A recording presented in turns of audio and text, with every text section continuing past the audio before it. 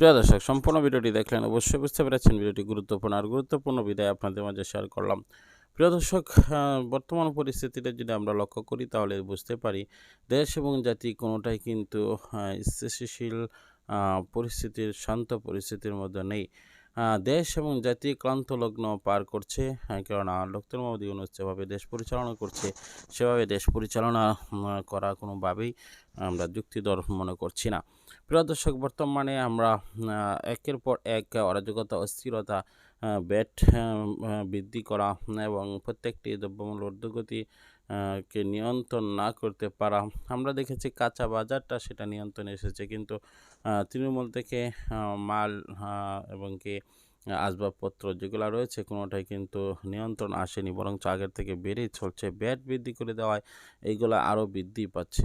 আমরা শেখ হাসিনাকে বারবার দোষারোপ করেছিলাম যে সে প্রত্যেক জিনিসের দাম বাড়াচ্ছে, কিন্তু দেশের বর্তমান যে ক্রাইসিস অবস্থা তার মুহূর্তে সেখানে দাম যদি না বাড়াতে হয় তাহলে বাংলাদেশের থালি হাতে বসতে হবে।